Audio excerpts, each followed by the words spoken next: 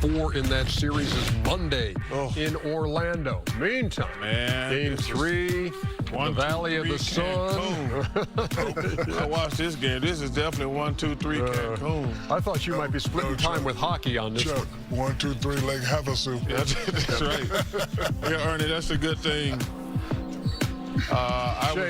Shea had himself a game today, by the way. He was 15 for 18. Wow. Efficiency, and one of the things I love about his game, while we see him knocking down the 3 right there, he's not a volume 3 shooter. No. He gets underneath the free throw line, gets to his spots, and he's very efficient, and he drops it off to teammates to make them better as well. Dylan Brooks did have 33 for Phoenix today. I love Dylan Brooks. He's one of my favorite players. But, man, this guy was just killing them today, like Roberto Flack said, killing them softly. +9 at the half was OKC. Big to big. Man, these big to big alive. Chet said it the other night we interviewed him. They're terrific at that. Jalen Williams from SGA.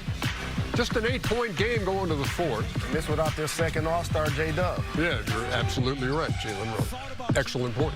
SGA there. And that's the good thing about it, too. That's going to give him more time. Oh, my goodness. Oh, man. Stop stealing that. Oh, man. Give it here. Don't say nothing. 42 points on 15 of 18 shooting. Turnover both shoulders, Diesel. 9th time this season that SGA has gone for at least 40, and they win at 121 to 109 points in the paint in that game, 50 to 30, and OKC has won 11 straight first-round games. Man. Well, you know how many? 11. Well, you go ahead and put 12 in. Yeah, we'll wait until Monday. This is 1, 2, 3 Cancun. But here's what they were saying after the game. Click Havasu. Give him credit. First, 42 points on 18 shots. We tried different matchups, tried to take it out of his hands.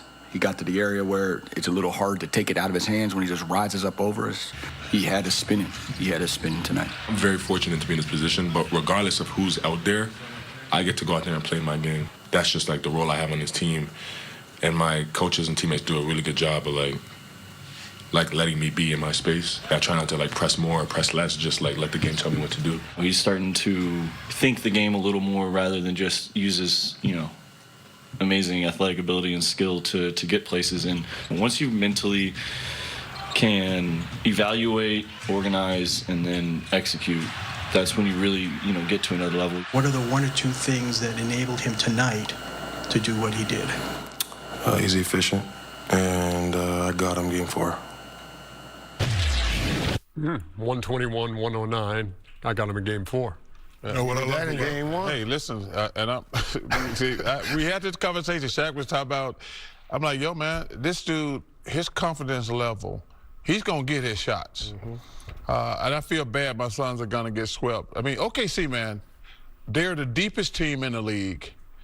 Sam Presti, I always thought Masai Ujiri was the best GM and R.C. Buford, but Sam Presti, in my opinion, has become the best GM. Like, we know about SGA. He made that trade. Holmgren was a high draft pick. The other Jalen Williams was a high draft pick. But the rest of those guys, like, they must have one of the best scouting departments because they just roll guys out there. Yeah, they don't miss a beat. And what I love about this team the most, if you know anything about sports, the more together you are, the higher the probability of you winning the championship. These guys are so together. They don't argue. They don't say, hey, take a bad shot. They don't make faces. Shea swings the ball. The other guys have the opportunity to also play their game and take shots. And these guys are just 2 together. Even when, a couple guys go out, the culture, that Sam Presti has built, they just keep them together, and they have a high chance of winning this thing again this year. How important is the feeling now when you're up 3-0? This has got to end Monday, and we can rest up, and we got Jalen Williams still out. How important is that? Well, when you have the blueprint of winning the championship, of course they are the champions. They know what they have to do, so they know they cannot mess around with the Suns. They know they can't go back and forth with Dylan, and he's probably going to start the game and try to do some antics. Continue to play the game, continue to put pressure, and continue to play defense. Like I've never seen, a Devin Booker lose the ball so many times like that. So OKC's defense is crushing. I'll give you the final word, Jalen. Your takeaway on a 3-0 series lead. And they are very deep, and I agree about Sam Preston, their strength in numbers, but this is a celebration of SGA, how he just be quietly killing these guys. And he doesn't celebrate after every shot. to your point, he's locked in with his teammates. They started this a couple of years ago. It's the camaraderie of a college team in a lot of ways, and it's really great to watch.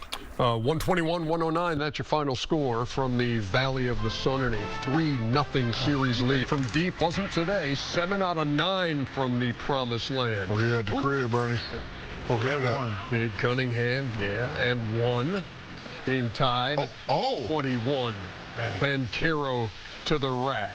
And then Jalen Suggs. Oh, step you back. 4-3. 61-54, your halftime score. Orlando on top. Watch Banchero again. He had 25, 12, and 9. He ain't going to dunk it, though. Yes, he is.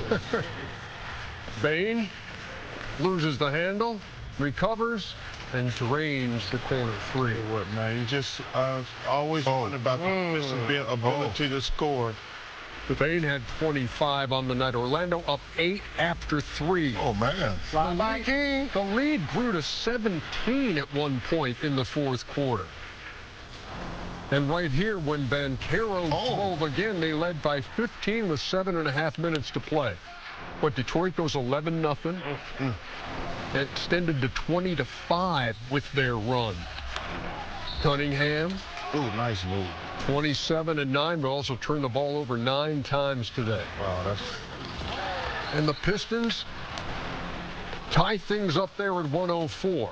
This is the difference in these teams to me. They got more guys that can score. Zavagna, boy. It was a 9-0 finish to this game for Orlando. And how about this last one from Banchero? Take a gander at this three-pointer. Off the rim, and down it goes. Shades of Tyrese Halliburton in the Minnesota-New York series last year. The Magic had taken a 2-1 lead over the Pistons, 113 to 105. These two teams tied for the most clutch wins this season. Orlando gets it today, winning by 8. This game demanding some post-game yakety-yak. You know, they tie it up, and we didn't rattle with 3-something minutes to go. Our ability to stay the course, execute, obviously had to make a couple big shots down the stretch, but it was more about the stops. It was our defense, our composure, our communication. All those little things within the game are so important. Having been in this position before is really important. Not having experience, understanding runs of the game are going to happen, and just being as consistent as possible. We got a lot of respect for those guys over there, but we know how we stack up. We know what we got in this locker room, and so we don't fear them. But we got a lot of respect, and we just going to have to bring it on Monday. And Shaq points out the turnover I just committed. Indiana, New York, obviously, not Minnesota, New York. Always last got year your back, Godfather. with Tyrese Halliburton. So let's take a look at those two shots, as a matter of fact. The Banchero shot here and the Halliburton shot from last year. And you know what's funny about this shot right here, Ernie? Everybody thought it was a 3, and it wasn't. Yeah, it turned out to be a 2, and they went to overtime. But man, that thing clearing the shot clock. And so you see Banchero today, Halliburton last year, and each gets the bounce. Magnets on the rims. Hey, how much trouble are your number 1 seed Pistons in? I might cry when I get in the car. I'm so upset about the game. But in all honesty, I feel like this is going to be a tough matchup up front anyway. And 2 names that we didn't show in the highlights have been very pivotal in this series. One is Jalen Duren. He's struggling. Who's been really struggling offensively, fouled out today. And on the other side, Wendell Carter Jr. Yes, sir.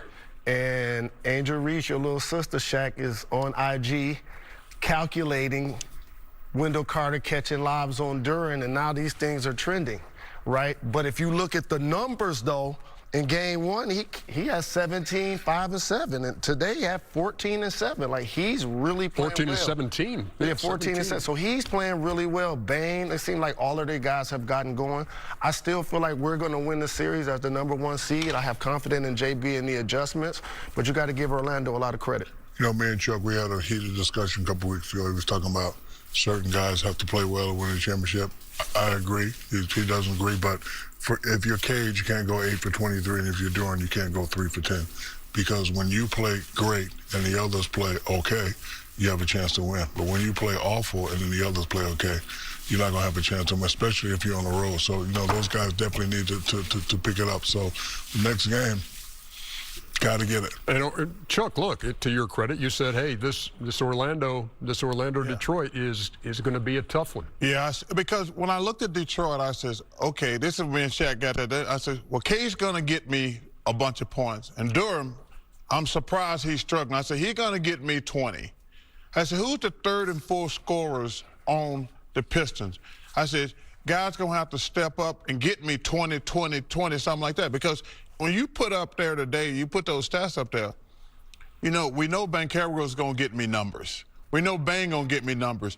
But when you getting Suggs, And Wagner, Wendell Carter, like your two stars, I am shocked because I'm a big Duran fan. I am shocked because he's been in single digits 2 out of 3 games. Because I think game 1, he only had like 6 points. He only had like 3 or 4 shots. 8 and 7 on 3 or 4. But he's got to get, and when he's got to be just like, I'm gonna be a rebounding fool, offensively and defensively, because.